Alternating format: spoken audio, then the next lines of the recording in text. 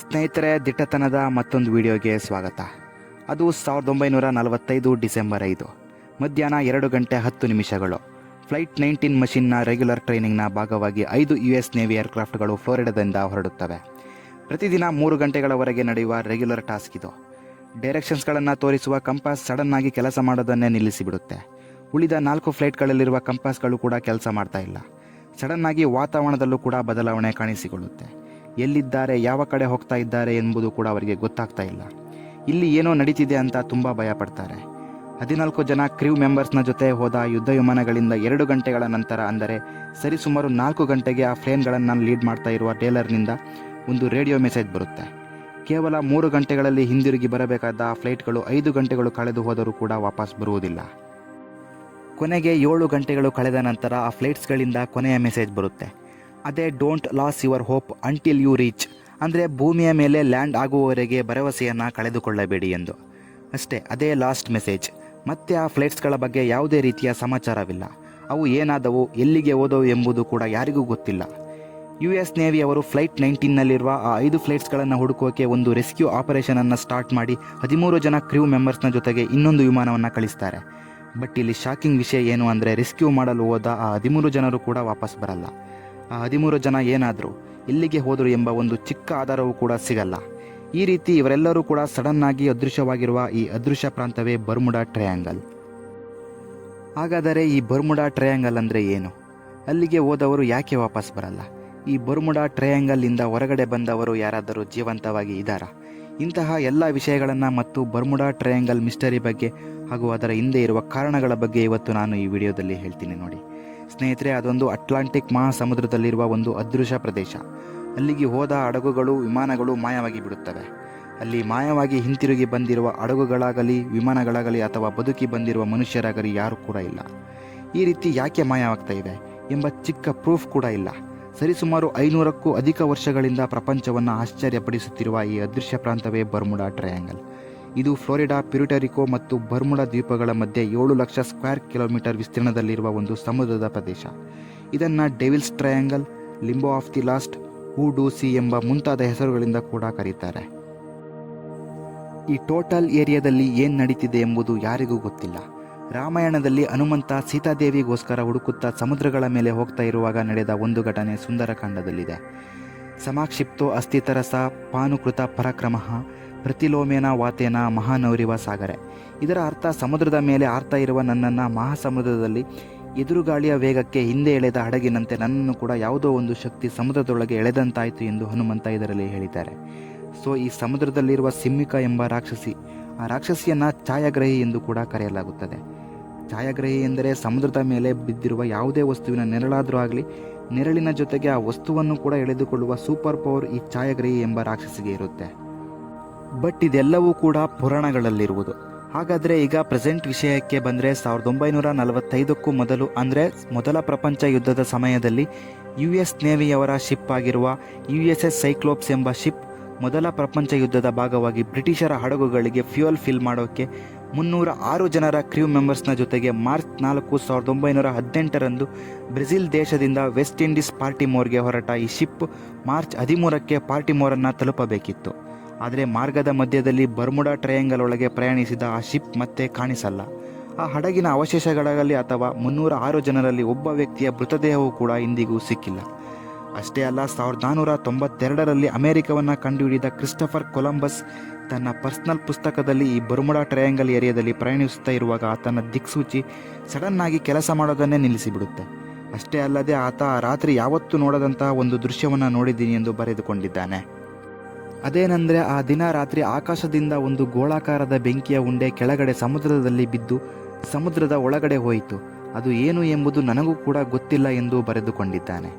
ಬರೀ 3 ಘಟನೆಗಳಷ್ಟೇ ಅಲ್ಲ, 1881ರಲ್ಲಿ, 1948ರಲ್ಲಿ, 1956ರಲ್ಲಿ, 1962ರಲ್ಲಿ, 1965ರಲ್ಲಿ, 1971ರಲ್ಲಿ, 1978ರಲ್ಲಿ, 2005ರಲ್ಲಿ, 2017ರಲ್ಲಿ ಈ ರೀತಿ ಹೇಳ್ತಾ ಹೋದರೆ 1000ಕ್ಕೂ ಅಧಿಕ ಹಡಗುಗಳು ಮತ್ತು ವಿಮಾನಗಳು ಈ ಬರ್ಮುಡಾ ಟ್ರಯಾಂಗಲ್ನಲ್ಲಿ ಮಾಯವಾಗಿವೆ. ರೀಸೆಂಟಾಗಿ ಅಂದರೆ 2020 ಡಿಸೆಂಬರ್ 28ರಂದು ಬಹಮಸ್ನ ಬಿಮಿನಿಯಿಂದ ಫ್ಲೋರಿಡಾದ ಲೇಕ್ ವರ್ತ್ಗೆ 20 ಜನ ಒಂದು ಹಡಗಿನಲ್ಲಿ ಹೊರಡುತ್ತಾರೆ. ಮರುದಿನ ಅಂದರೆ 2020 ಡಿಸೆಂಬರ್ 29ಕ್ಕೆ ಸೌತ್ ಫ್ಲೋರಿಡಾಗೆ ಸೇರಬೇಕಾದ ಈ ಹಡಗು ಬರ್ಮುಡಾ ಟ್ರಯಾಂಗಲ್ ಏರಿಯಾದಿಂದ ಹೋಗುತ್ತೆ. ಅಷ್ಟೇ, ಮತ್ತೆ ಆ ಹಡಗು ಇಂದಿಗೂ ಕೂಡ ಯಾರಿಗೂ ಕಾಣಿಸಿಲ್ಲ. US ಕೋಸ್ಟ್ ಗಾರ್ಡ್ಸ್ ಎಲ್ಲರೂ ಸೇರಿ 17,000 ಸ್ಕ್ವೇರ್ ಕಿಲೋಮೀಟರ್ಗಳಷ್ಟು ಏರಿಯಾವನ್ನು ನಾನ್ ಸ್ಟಾಪ್ ಆಗಿ ಹುಡುಕಿದರೂ ಒಂದು ಚಿಕ್ಕ ಆಧಾರವೂ ಕೂಡ ಸಿಗಲ್ಲ. ಹಾಗಾದರೆ ಈ ಬರ್ಮುಡಾ ಟ್ರಯಾಂಗಲಿಂದ ಬದುಕುಳಿದು ಬಂದವರು ಯಾರೂ ಇಲ್ವಾ ಅಂತ ಕೇಳಿದರೆ ಖಂಡಿತವಾಗಿಯೂ ಒಬ್ಬ ವ್ಯಕ್ತಿ ಇದ್ದಾರೆ.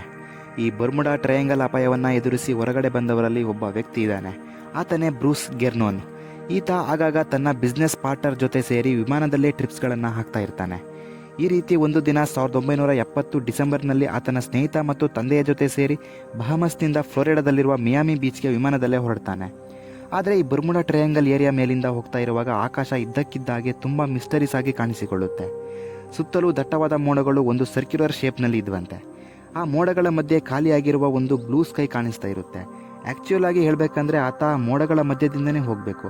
ಆದರೆ ಆತನಿಗೆ ಆಗ ಏನು ಮಾಡಬೇಕು ಅಂತ ಅರ್ಥವಾಗದೆ ಆ ಮೋಡಗಳ ಮಧ್ಯದಲ್ಲಿರುವ ಖಾಲಿ ಜಾಗದೊಳಗೆ ವಿಮಾನದೊಂದಿಗೆ ಹೋಗಿಬಿಡ್ತಾನೆ. ಆ ರಂಧ್ರದೊಳಗೆ ಹೋದ ನಂತರ ಆತನ ಕಂಪಾಸ್ ಕೆಲಸ ಮಾಡೋದನ್ನೇ ನಿಲ್ಲಿಸಿಬಿಡುತ್ತೆ.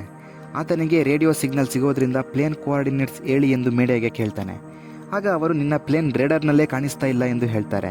ಈ ರೀತಿ ಆ ಮೋಡಗಳ ಮಧ್ಯೆ ರಂಧ್ರದೊಳಗೆ ಹೋದ ಆ ವ್ಯಕ್ತಿ 3 ನಿಮಿಷಗಳ ಪ್ರಯಾಣದ ನಂತರ ಆತನಿಗೆ ಮಿಯಾಮಿ ಬೀಚ್ ಪೋಸ್ಟ್ ಕಾಣಿಸಿಕೊಳ್ಳುತ್ತೆ. ಬಟ್ ಇಲ್ಲಿ ಆಶ್ಚರ್ಯಪಡಿಸುವ ವಿಷಯ ಏನಂದರೆ ಆತ ಮೋಡಗಳ ಮಧ್ಯೆ ಹೋಗ್ತಾ ಇರುವಾಗ ಮಿಯಾಮಿ ಬೀಚ್ ಇನ್ನು 160 ಕಿಲೋಮೀಟರ್ ದೂರ ಇರುತ್ತೆ. ಹಾಗಾದರೆ ಆತ ಕೇವಲ 3 ನಿಮಿಷದಲ್ಲಿ 160 ಕಿಲೋಮೀಟರ್ ಹೇಗೆ ಪ್ರಯಾಣಿಸಿದೆ ಎಂಬುದೇ ಎಲ್ಲರನ್ನೂ ಆಶ್ಚರ್ಯಕ್ಕೆ ಗುರಿ ಮಾಡ್ತಾ ಇವೆ. ಜನರಲ್ ಆಗಿ ವಿಮಾನಗಳು 500 km/h ಸ್ಪೀಡ್ನಿಂದ ಹೋಗುತ್ತವೆ. ಜೆಟ್ ಸ್ಪೀಡ್ ವಿಮಾನವು ಮ್ಯಾಕ್ಸಿಮಮ್ 900 km/h ಸ್ಪೀಡ್ನಿಂದ ಹೋಗಬಹುದು. ಅಂಥದ್ದು 160 ಕಿಲೋಮೀಟರ್ ಕೇವಲ 3 ನಿಮಿಷದಲ್ಲಿ, ಅಂದರೆ ಆ ವಿಮಾನ 3000 km/h ಸ್ಪೀಡ್ನಿಂದ ಹೋಗಬೇಕು. ಆದರೆ ಈ ವಿಮಾನಕ್ಕೆ ಇದು ಇಂಪಾಸಿಬಲ್. ಈ ವಿಮಾನ ಹೇಗೆ 3 ನಿಮಿಷಗಳಲ್ಲಿ 160 ಕಿಲೋಮೀಟರ್ ಪ್ರಯಾಣಿಸಿತು ಎಂಬುದು ಒಂದು ದೊಡ್ಡ ಮಿಸ್ಟರಿಯಾಗಿಯೇ ಉಳಿದು ಹೋಗಿದೆ.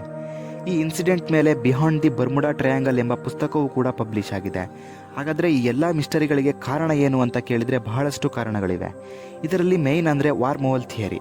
ಸ್ಪೇಸ್ನಲ್ಲಿ ಒಂದು ಜಾಗದಿಂದ ಇನ್ನೊಂದು ಜಾಗಕ್ಕೆ, ಅಂದರೆ ಅವುಗಳ ಮಧ್ಯೆ ಇರುವ ಜಾಗವನ್ನು ಬೆಂಡ್ ಮಾಡಿ ದೂರವನ್ನು ಕಡಿಮೆ ಮಾಡ್ತಾ ಕೆಲವು ವಾರ್ಮ್ ಹೋಲ್ಗಳು ಕ್ರಿಯೇಟ್ ಆಗ್ತವೆ.